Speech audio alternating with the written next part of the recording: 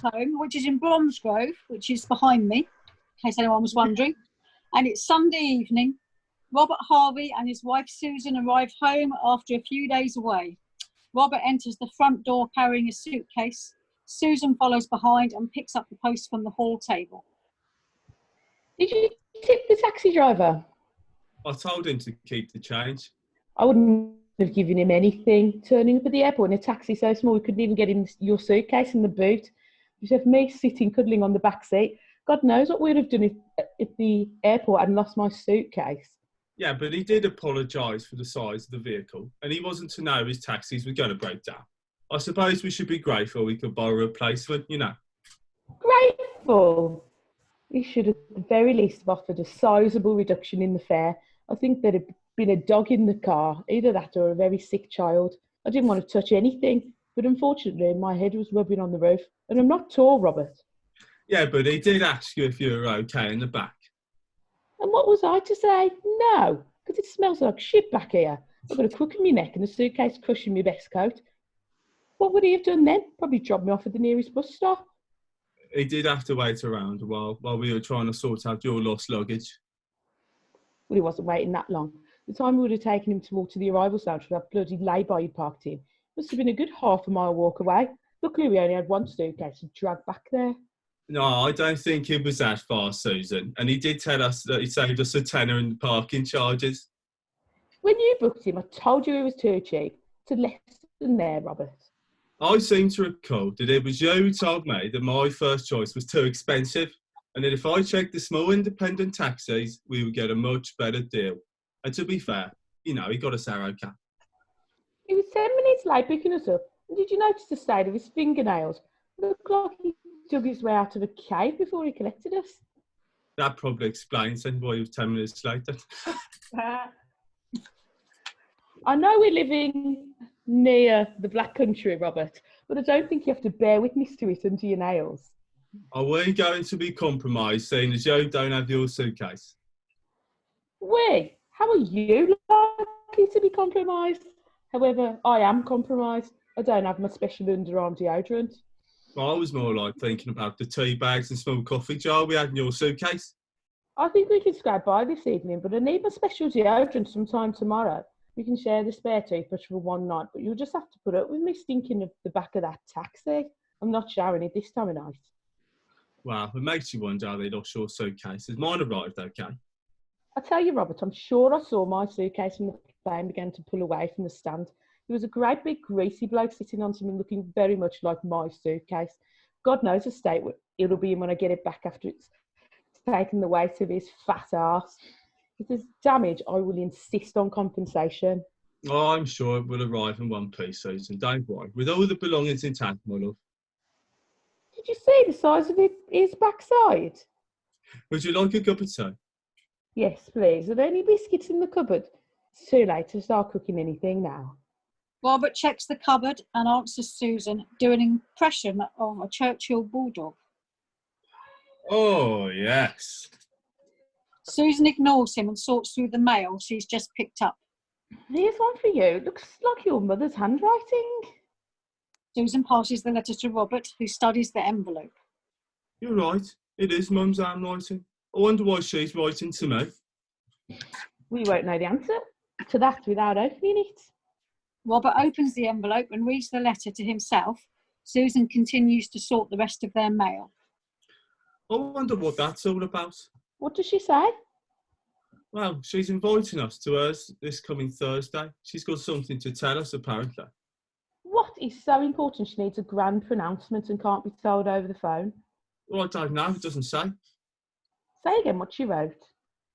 If you can, please come here Thursday, 15th at 7:30, because I have something I want to tell you of. That's what it says. What could that be? She doesn't say. I know she doesn't say. Well, then why ask me? It was a rhetorical question, Robert. Oh, well, maybe she's not well. You know, maybe some dreadful illness or something. And she thinks she may have transmitted it to us then? No, I don't know. The way your mind works, Susan, why would you think that?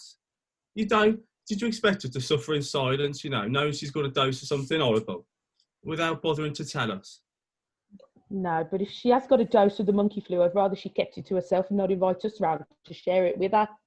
Well, I'm not talking about a contractable disease, Susan. I'm talking about something horrible that might, carry her off. Like, I don't like to say it, but what if it's the big C? Oh, she does enjoy the limelight, your mother. Have you forgotten when she announced that she had IBS? That was the drama she felt she had to share with everyone in a very public way, if you remember. Wow, she was right. You can't blame her for getting worried now Dad's gone. She's got no one else to offload on except us. But she did have to offload during Cousin Tracy's confirmation. She nearly read the whole bloody afternoon. Lucky that vicar had a firm grip on proceedings. Very professional he was, explaining that confirmation wasn't an open invitation for anyone in the congregation to unburden themselves. But to be fair to Mum, no one did explain to her what a confirmation was. I think she thought it was one of those American type services where everyone can join in, or maybe something like a Catholic sacrament of penance. Oh, what? When you go into that little box and they draw the curtain, and on the other side of it, screen sits a lonely presence of a priest. You're talking about a confessional? They're a bit creepy if you ask me. The cloaked figure of the priest sitting alone in the dark, just waiting, not knowing who might come in. Bless me, Father, for I have sinned, It's been 27 years since my last confession. Bloody hell, the priest would probably think he'd be stuck in that box. Sorry.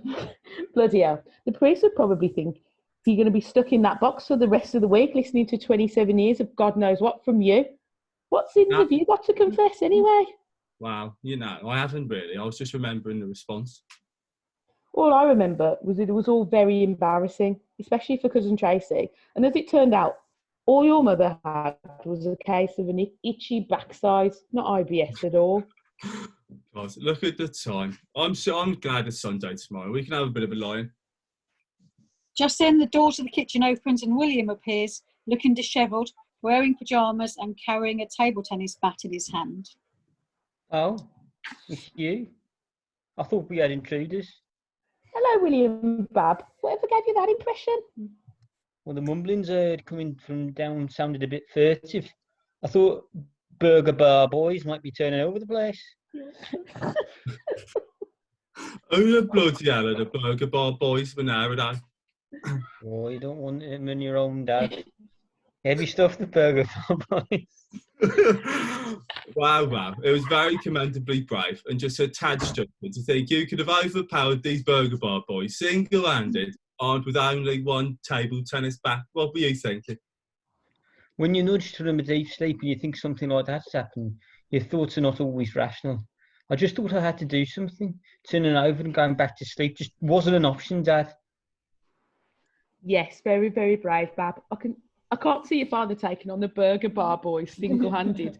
Not unless they were just boys, that is, and they're all under the age of 7. This is me, man. If lives were in danger, I'm sure I would have risen to the challenge, Susan. Don't you worry. Well, if me and my table tennis bat are no longer around, then I think I will return to my bed.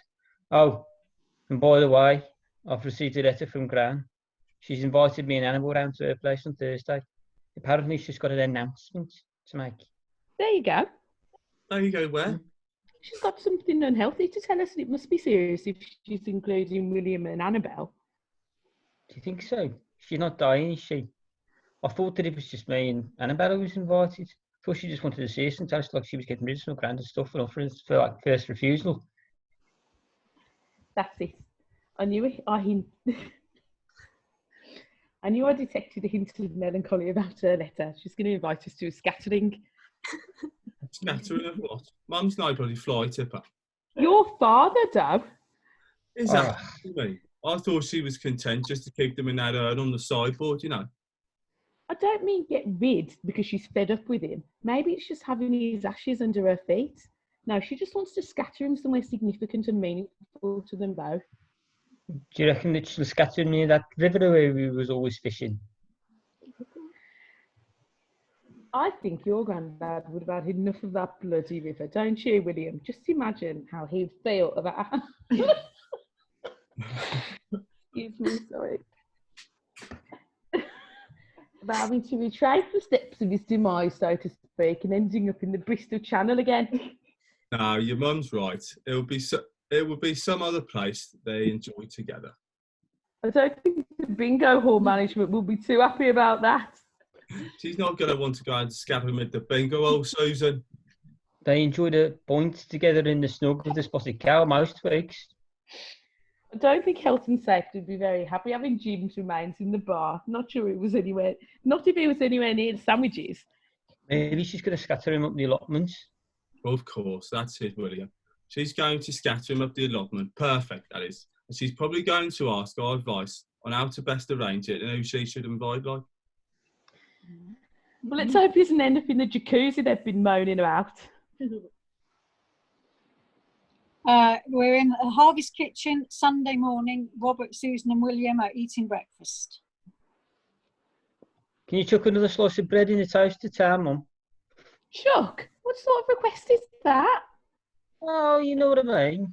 It's just a throwaway comment. No need to take offence. That's the problem today. Everything's throwaway and not intended to offend. That's why we have a global environmental disaster looming. Throw away this, throw away that.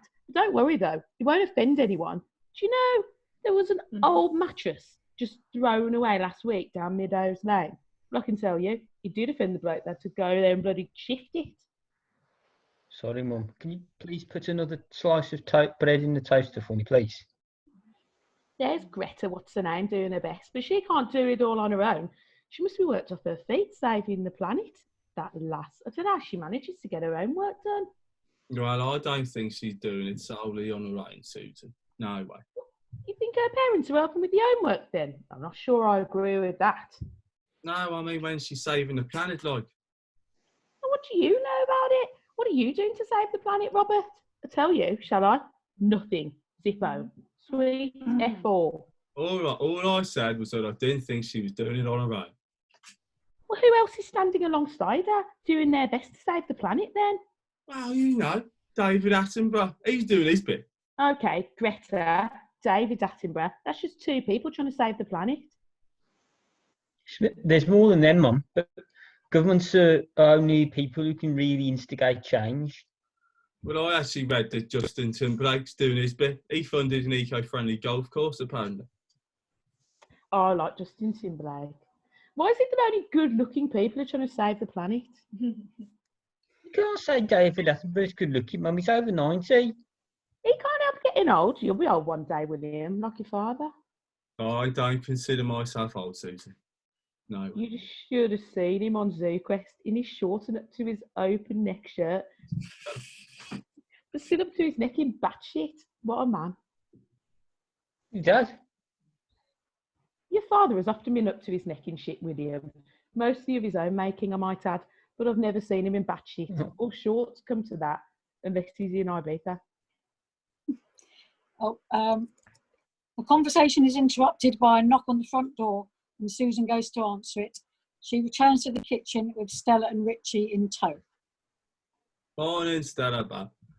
Hi, Richie. No, wrong accent. Morning, Stella, Bob. Hi, Richie. Wasn't expecting to see the pair of you today. Can we get you something? I texted Mum to let her know we were coming over. No tar, Dad. We've already eaten. Morning, William. Still sponging the lifeblood out of Mum and Dad, I see. Morning, Richie. See you dragging that emotional, querulous and supercilious baggage around with you. My God, that must get a very heavy day after day after day. What, Will? What baggage is that then? Ignore the little shit, Richie. One day they'll grow up and get old and then die. Oh, Stella Bab, not at the breakfast table. Well, he's such a little shit, Mum. Well, on that note, I wish you both a fond adieu. Parting is such a sweet sorrow. Not. What about this toast, William? Oh, ask the bus conductor if he wants it. I hate you, William, you little shit.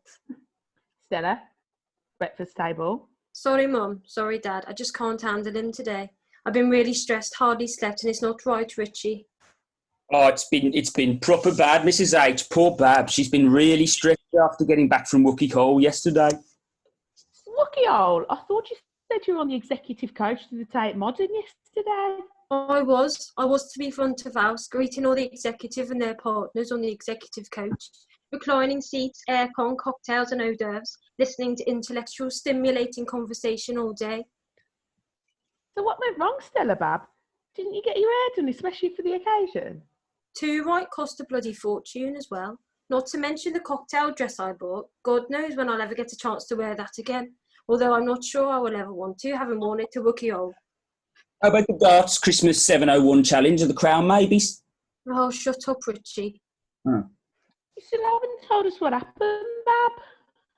The executive coach driver was taken ill, and they had to draft in Smart Alex at short notice, and he only travels with Shortbread Brenda. There's a team, they only work together. Why do they call her Shortbread Brenda? Because she's bloody short, Dad. Yeah, but why the shortbread bit? Because being so short, she can't reach overhead the shelf for the customers' hats, coats, bags and the like. So if a customer asks her to fetch anything or stick something up there, she keeps a box handy to stand in the box originally contained. Shortbread biscuits.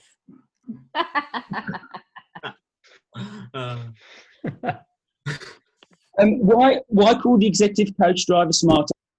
Is he intellectually superior to the other bus drivers, or just a bit of a knob? He's actually called Alex Bright, and to be fair to him, Golden Sun Luxury Coaches only has 2 executive drivers, and of the 2, he's always the best turned out, but he's also a bit of a knob. To be fair, if I was travelling on an executive coach, I'd expect my driver to be well turned out.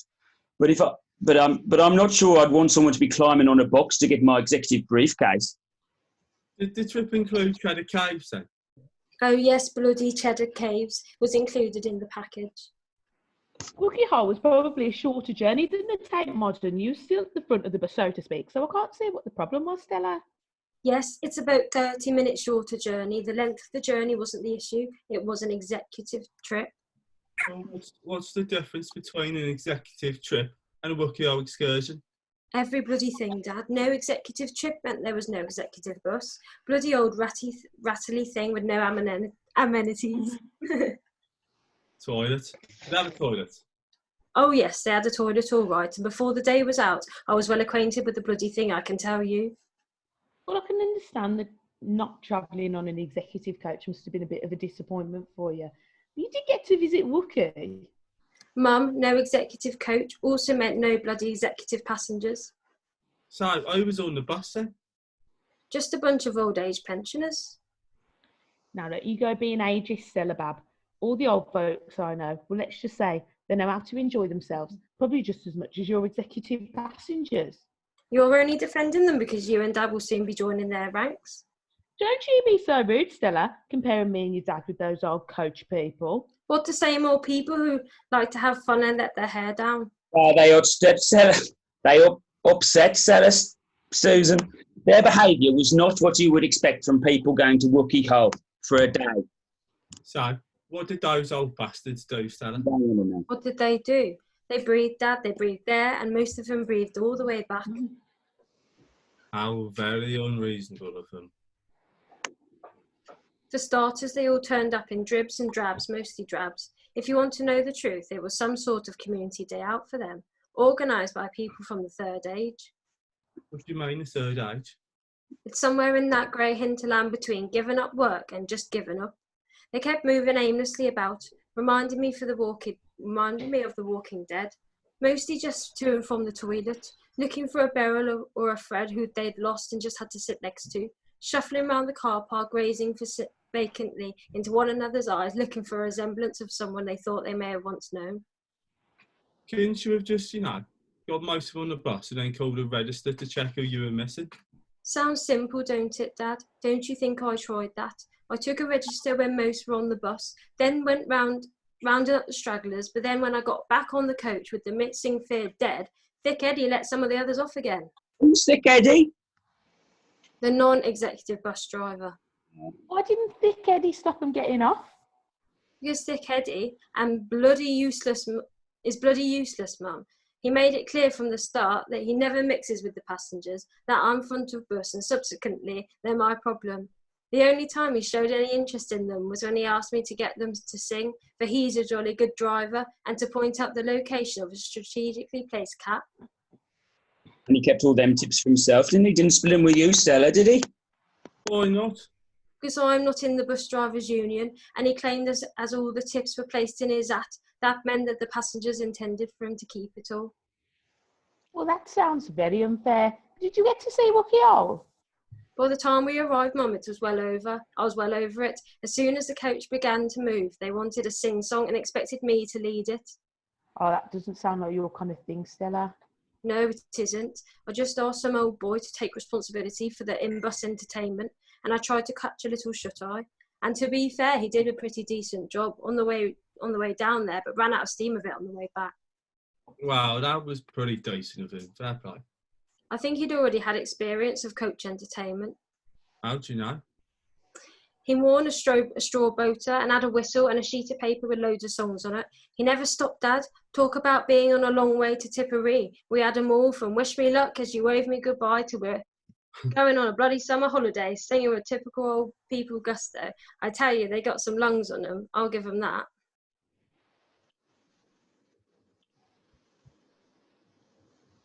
But Wookie Hole must have been nice. How the bloody hell do you think I know? I didn't get a complimentary ticket. It would have cost me 20 quid to go in. Those old bastards only paid £14.30. And anyway, I wasn't going to go into some dark, damp cave in my new cocktail dress, and I would have broken my neck going and wearing them heels. But after that, it was all back on the coach and home. Job done, right? You must be bloody joking, Mum. After Wookie Hole, it was the gift shop, toilet, and a plate of fish and chips. We finally left Wookie Hole and to go on to Cheddar Cave, 35 minutes late, and the bus stinking of vinegar. Oh, I've forgotten Cheddar. It was pretty full on. It was a pretty full on day then. Well, you know, at least they've been well fed and watered and got the gift shop experience out of their system. Not that lot, Dad. After the caves, they all wanted a Cornish cream tea. Cornish tea in Somerset. Dad, I've seen Cornish teas advertised in Blackpool. Although half the duffers probably thought we were in Cornwall anyway, and the other half hadn't the foggiest where the hell we were. Then they found some bloke flogging knocked off cider off the back of a lorry. I told them there to be no drinking on the bus, but I may have well been talking to Gaza for all the good it did. Oh no, that's a worrying combination. Instead of bad. Cornish teas and Somerset cider. It's not a good mix. I've been there. As I discovered about 30 minutes into the journey home when the onboard toilet blocked up. Guess who had to go down there with a plunger? You weren't dressed for that, Stella. As quick as I unblocked it, someone else went down there blocked it up again. In the end, I had to declare the toilet out of bounds and told Thick Eddie he'd better stop at a few pubs we passed. And the bloke with the bloater told the weak bladder mob to sit on it for a while. I suppose that was most of them. Well, you know what it's like, Susan. A woman's bladder is half the size of a man's bladder. Well, how do you arrive at that assumption then? It's Mrs. H. It's obvious, Mr. H. Sorry. Men are always drinking pints and their bladders stretch, right, to accommodate.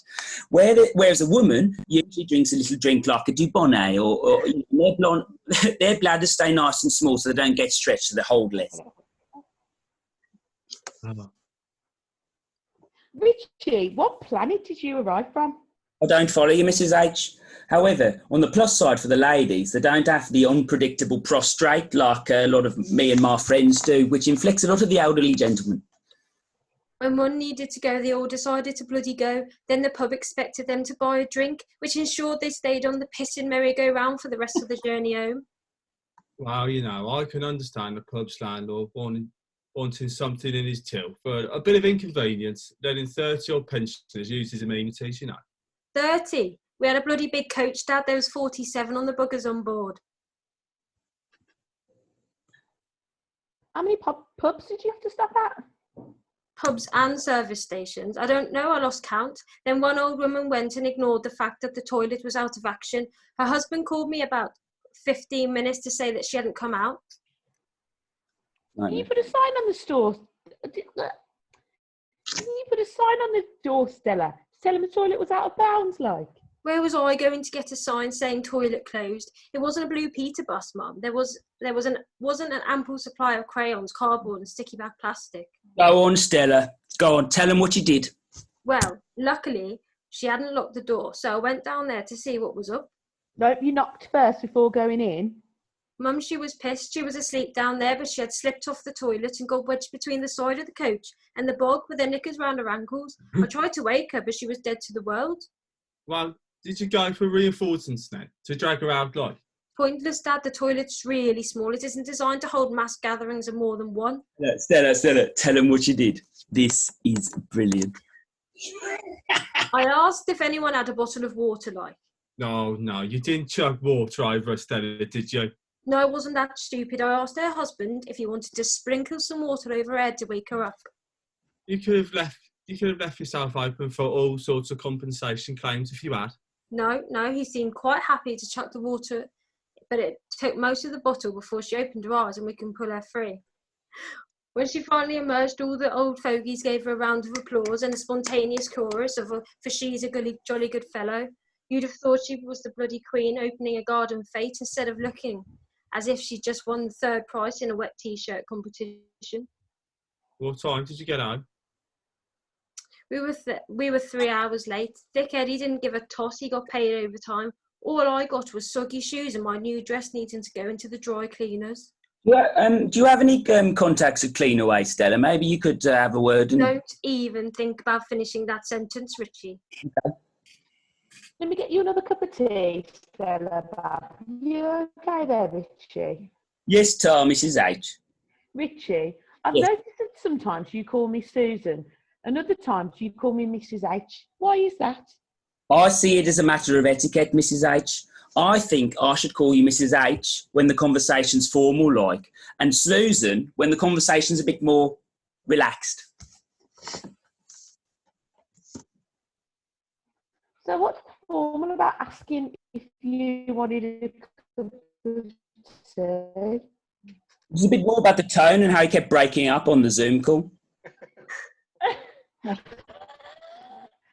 Oh, Oh, shit. Oh, Have we lost one? I have don't know. we gone?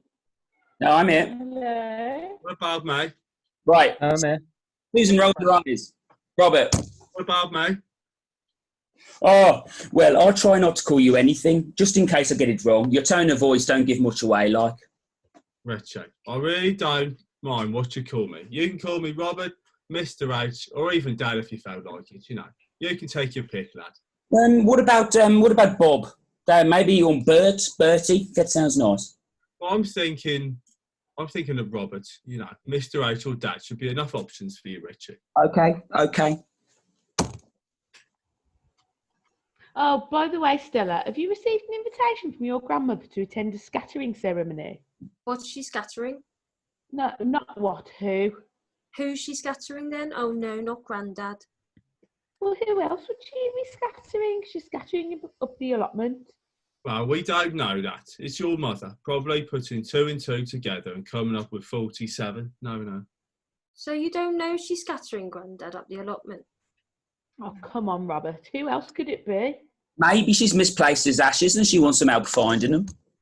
How could she have lost his ashes, Richie? They're on her bloody sideboard. I don't know. Maybe she took him on the bus with her for company, like. I don't know. Richie, when you're dead, I would think it a comfort to leave your ashes on a bus. We did get that invitation, Dad. Ours didn't mention a scattering, though. I still maintain that's the most probable explanation. Although she's always watching those travel documentaries. Maybe she's emigrating somewhere, although she doesn't want to go to Botswana, though. Why is that, Richard? No beaches. No, absolutely no beaches. I think it's more probable that she's going on holiday and needs a lift getting to the airport and some of us to water her plants and feed the budgie. Maybe. No, you know what? That is the most sensible idea any of us have thought of. Yeah. Does that warrant a formal announcement to the whole family then? You really think that a scattering of Dad's ashes up the allotment would be better than helping her out with her holiday arrangements? No chance. It would have been something to have looked forward to, something we could have all participated in.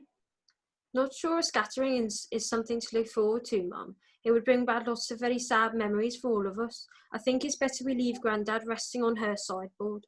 That is that Japanese fisherman who caught Grandad still writing to her? I think so. They seem to have developed quite a bond, you know. How's his English coming on? Well, Gran tells me it's getting better, but now she only takes a couple of days to decipher his emails. That's probably it. She's off to the land of the rising sun, staying at the invitation of a lovely Japanese fisherman. Yeah, it might be. But I believe he still attends an outpatient at the Yokohama Psychiatric Clinic. Apparently catching Grandad caused him quite a lot of psychological trauma that he's struggling with, you know, to come to terms with. Poor man, after all this time too. Mum told me he never fished again. Anything else? He hadn't come with Grandad then. Ooh. Scene fades in Cynthia's front room Thursday evening. Cynthia, Robert, Susan, Stella, Richie, William and Annabelle all sit in awkward silence. Matt, can't you give us a clue why you've invited us here today? It's lovely to see you, like, but, you know, also very intriguing. We also hope there's nothing in your announcement that we shouldn't be worrying about. Robert, no need to worry. I'm not dying if that's to what you're referring. I'm surprised that you've invited Betty and Stanley, Mum.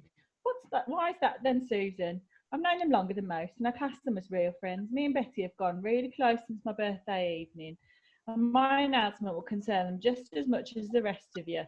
In fact, for one of them, most definitely more than the rest of you. Oh, that's intriguing, Nan. All will become very clear. Stan and Betty should be here soon. Although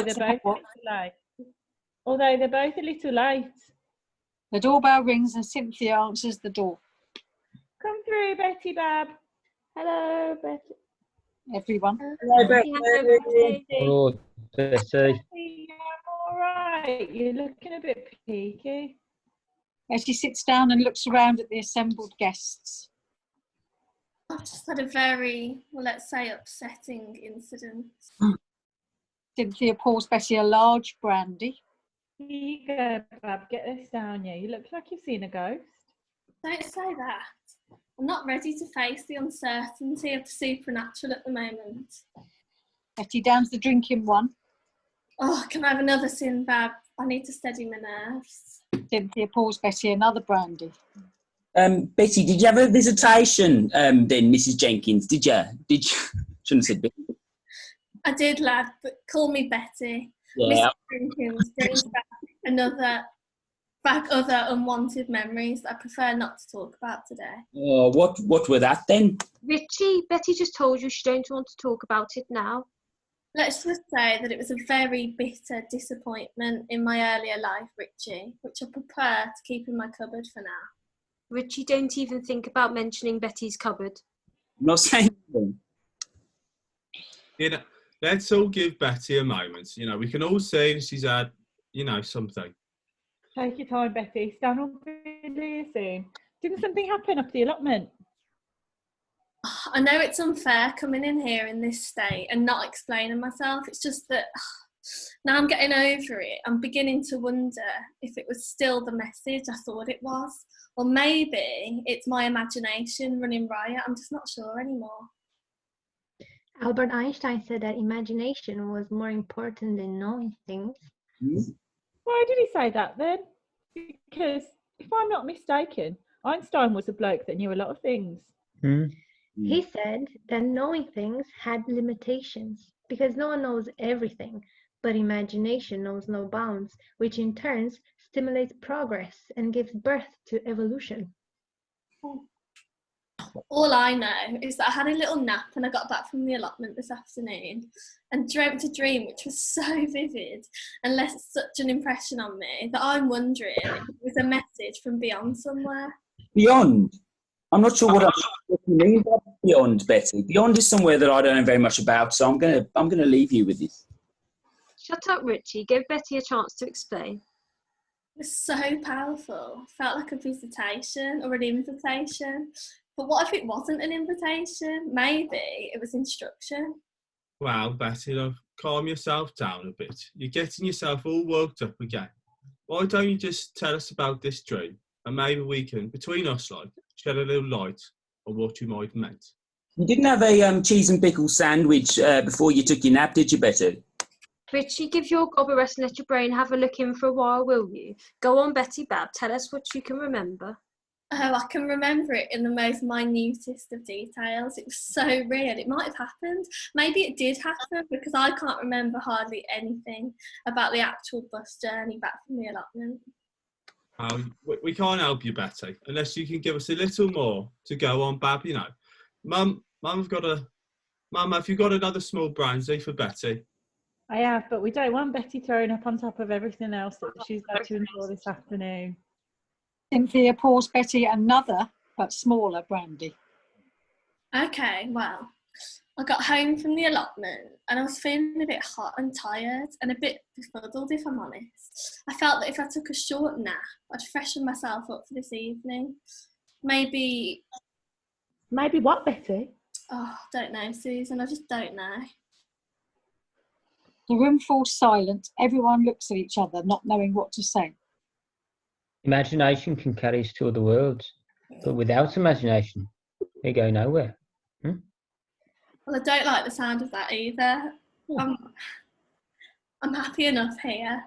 I don't want to be buggering off to another world, but you've sort of hit the nail on the head with that one, William. Oh, this wasn't how I expected the evening to pan out. Oh, I'm so sorry, Sinbad. Could I have another little tiny brandy? I think I might be able to explain myself properly then. Cynthia looks at her nearly empty bottle of brandy. There's only a small one left, Betty. Oh, that's okay, Sinbad. I'll make do with what's left. Hey, now, just relax and try to tell us what happened. Come on. There's a pause as Betty drains her glass. Rain. No, I left the allotment about 4:15. I know it was then because I looked at my watch when Stan asked if I fancied a brew, but the noise coming from that jacuzzi, it's getting me down. There were 4 of them in there, totally oblivious to all the hard-working gardeners all around them. Champagne corks were popping all over the place. So I declined his cup of tea and I left to catch my buzz. To be honest with you, I've been digging and weeding for nearly 3 hours and that sun was blistering for the last couple. I was done in, and to be honest with you, even then I wasn't feeling on top form. You had a touch of the sunstroke, Betty, digging for that long. Were you wearing your gardening jumper and those stout walking boots? Oh, stop interjecting, Richie. You're interrupting Betty with your nonsense. Dad was only trying to get the full picture, Stella Bab. Well, I reached the bus stop, but it's all a bit hazy. From what I can remember, and this was most unusual for that time of day, there wasn't a soul at the bus stop. Now, that's not right. That's normally a very popular bus stop. And even though it's still very sunny, it suddenly felt a bit chilly and odd, just standing there on my own. Betty paused and looked around at the others, who were all listening intently to her story. Then, all of a sudden, I felt like I wasn't alone. I don't quite know how to explain it, but I felt a sort of presence. Suddenly, Cynthia looked out of the window and exclaimed, Oh, thank goodness Stanley's here, and about time. You know how best to advise you, Betty, on your situation? She gets up and wanders to the window. Yeah, he's just thrown your bike into the hedge, Sin. Hey, that's not like Stanley. He's usually most respectful of my bush. No, he's not His smiling. fingers, Richie. He can be happy if he's throwing his bike into my bush. No, he's not smiling. He's got some produce, though. It looks like he's got some big tomatoes and some tiny cabbages. Cynthia gets up and has a look for herself. Your daft toilet brush. He's got peppers and sprouts, Richie. But you are right. He doesn't look happy, does he? Look at the bottom of his trousers. They're all wet. The others all get up and go over to the window. Richie's right. His trousers are very wet below the knee. I don't like the look of this, Susan. I don't like the look of it. He's leaving a muddy puddle. He's leaving a muddy... Sorry, I've lost it. What's he doing? He's leaving a muddy puddle up the path from his boots. Richie, open the door. Make sure he takes them boots off. Richie gets up to let Stanley in. Hello, Spuds. Look at you. You look like you've been in the water, mate. Look at the new gardening trousers. They're all wet. Oh, there, Richie lad. Good of you to tell me. Sorry, Spud. I didn't mean to state the bleeding obvious, but just felt like a polite conversation to mention it after the bottom of your trousers are normally quite dry, aren't they? I seem to remember that. Yeah, lad. And I can understand why you've had the need to mention it. Mm. Let's just say a catastrophic experience this afternoon that has left me feeling less than my normal self. Oh, and the bottom of your trousers very wet, are they? It's not a coincidence. No. The catastrophic incident and the state of my trousers are very much connected. Well, come on in. Come on. You have a nice time, Sandra. Come on in. Come on in. Go on. Come on in. You better take those boots off first because they appear to be as wet as your trousers. Right, I'll leave them in porch. I'll not bring them in. Okay. Although it's mostly just wet mud. Yes. Stanley removes his boots and leaves them in the porch. Richie looks at Stanley's feet. It might be a good idea to take a...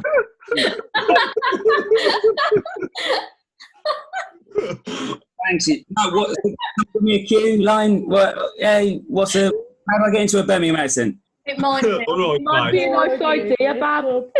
No, stop. It might be a good idea to take your shoes off, your socks off as well, because they look like they're in a bit of ropey shape. Betty's had a tremendous bit of an afternoon herself, Stan. Has Sorry. she? Yeah. Well, her problems cannot be related to my catastrophic afternoon. She'd left the allotment before my trouble started.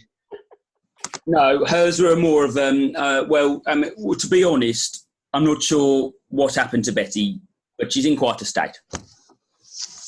Well, it seems like we all got a lot to talk about this evening.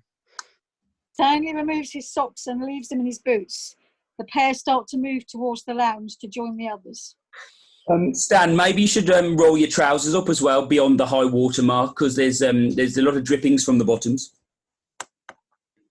It's not how I imagined I would be making my entrance this evening.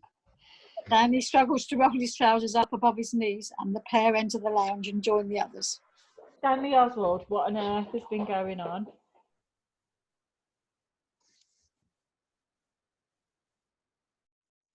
Oh no. It's been awful. If I'm honest, I'm not sure how to tell you. It's catastrophic, Betty. Absolutely catastrophic. And I'm afraid you're implicated, same as me. You didn't come here on a strange bus too, did you, Stanley? Oh, Betty Bab, I rode my bike.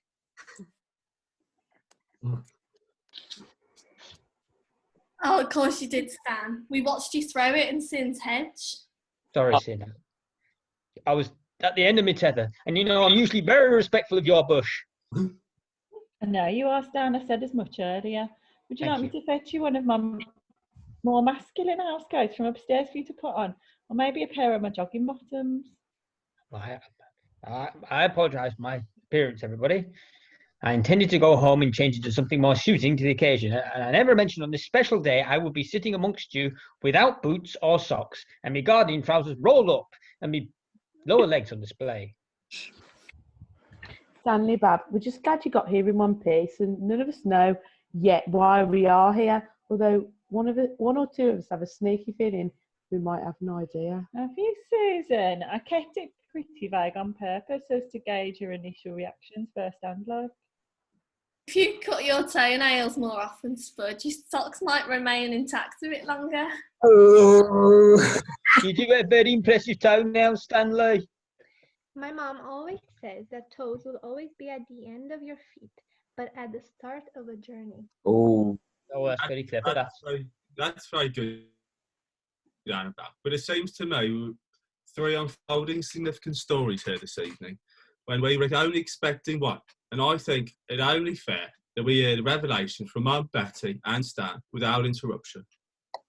I didn't know you had a significant story to relate, Betty. Me neither at the start of the day, Spudley. I thought we were here to hear only one significant story, and that was from our host. Who? Yes, Betty Bab. I think tonight I'm the hostess. The role of host is no longer reserved for men or women, and the term host can be equally applied to both men and women collectively or independently. What did she say, Robert? Am I the hostess? Am I not? It's my front room, but if it's not me, then who is it? Well, I think Annabelle was only saying that the title host can be used by either man or woman. Excuse me, Robert, but if a man and a woman can both do the hosting equally, why can't the man be called the hostess, same as the woman? Why has the woman got to do the changing? Good point, Betty. I think, despite Annabelle's equality message, one that I'm sure we all embrace, there are hostess jobs that you wouldn't want a bloke doing. What job would that be then, Richie? Well, you know, I'm just thinking of it like a shady nightclub hostess. A bloke wouldn't want to do that. I think it would depend more on the type of shady nightclub, Richie. I don't think a hostess would be much appreciated at Barry's Bend Over Bar on Kent Street, if you know what I'm talking about. When I was in the Navy, there was a bloke I met while serving on the MHS Badger that always referred to himself as the hostess on account of that he had... Dan, not now, Bab. Especially dressed as you are like. Okay, point taken, Sinbad. So, who's going to go first with their story? No. Right, maybe those of us who don't have a story or an announcement to make just start the best order. Good, but we don't know what Gran, Betty or Spudley are going to say. So how do we know whether Betty or Spud... Oh, fuck. Relate. Is it a worrying tale, Gran, or is it good news? I hope my announcement's not considered a worry for anyone. In that case, I think we should leave Gran's announcement till last so that the evening can end on a high point rather than a depressing note. I don't want my unfortunate experiences today distracting from Sin's announcement. The evening must not be scuppered by my bad dreams, wet trouser, or bites stuck in hedges. Totally agree, Betty. I agree, Betty. I think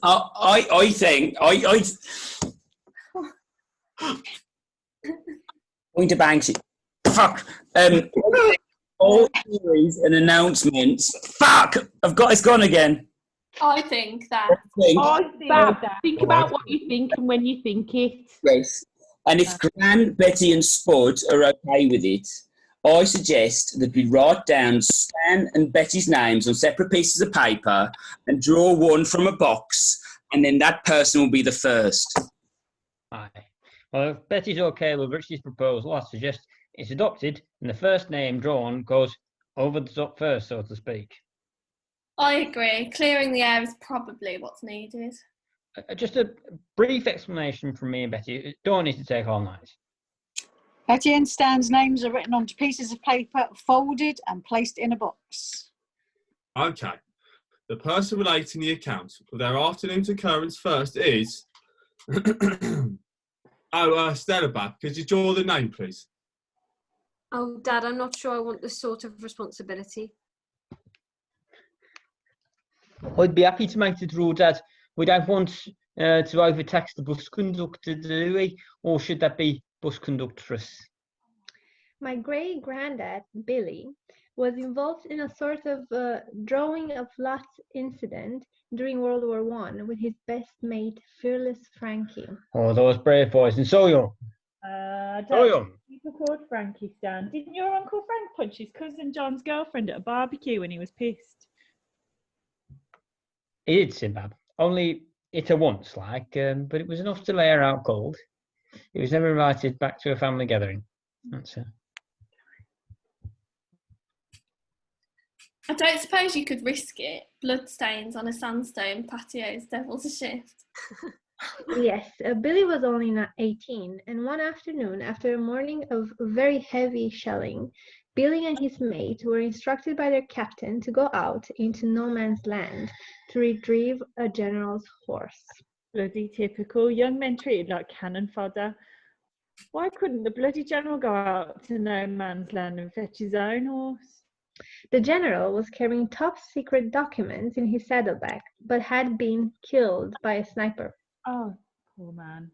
Take back what I said. But it still meant that it was the youngest and the ones with most to live for who were told to get their arses over the top. Couldn't they have coaxed the horse back with an apple or a lump of sugar? I expect the horse was terrified and probably lost its appetite soon. Yeah, but don't forget rationing, I doubt whether Billy had seen an apple for many a long month, And if the opportunity arose of eating an apple or giving it to an horse, well, I ask you, what would you do? Could they have eaten the apple and then used the apple core to tempt the horse back, from where it was? We've already established there probably wasn't any apples for the men on their horses. Now, let Annabelle finish her story, or we'll be getting light before this evening's over. Going over the top into no man's land in broad daylight was pretty much a suicide mission, but they daren't risk waiting for cover of darkness. Could they not? They wouldn't have been able to find the horse, seeing as it was black. Oh, couldn't someone have lassoed the horse, from the safety of the trench? Maybe. Wow, just sticking your head over the top was asking for it to be blown over, Richie. Blown off, sorry. But I thought they had periscopes, you stuck them up and you could see what was going on, you know what I mean. A horse isn't going to respond to a periscope, Richie. Fearless Frankie told Billy it only needed one of them to go out there and get the horse back. Oh, here we go, Fearless Frankie. Not so fearless now. Let me guess, poor Billy was sent. Not Stella. He told Billy that they should roll the dice to see who went. I don't like the sound of that. This Fearless Frankie couldn't be trusted. Could he be trusted? He might have just used sleight of hand to get your poor Billy going over to fetch the horse. Fearless Frankie said that whoever threw a 6 first should go over the top and fetch the horse. And he asked Billy if he agreed. Well, Billy was really scared, but he also felt an order was an order. So he said, okay. I have to say I'm worried about how this is all going to finish up for your great-granddad Billy, Annabelle. Games of chance should never be encouraged in life and death situations. Well, Fearless Frankie said he would throw first. He pulled a small dice from his pocket and passed it to Billy. Billy said he rolled the dice around in his gazing at the tiny object that held the fate of both their young lives on its side. Oh, Annabelle, Bab, remembering this in such fine detail. It's written in pillars of stone in our family history, Susan, passed down the line generation to generation.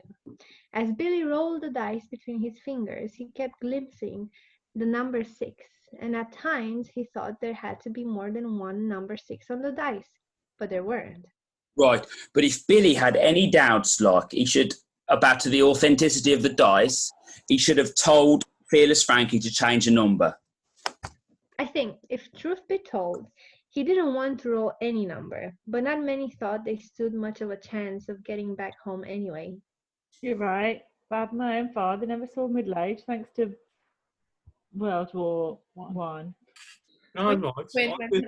I did know Granddad died fighting in the trenches, man. UWI. He died from eating the wrong mushroom, Robert. But it wasn't the bloody war that might as well have stuffed them down his throat.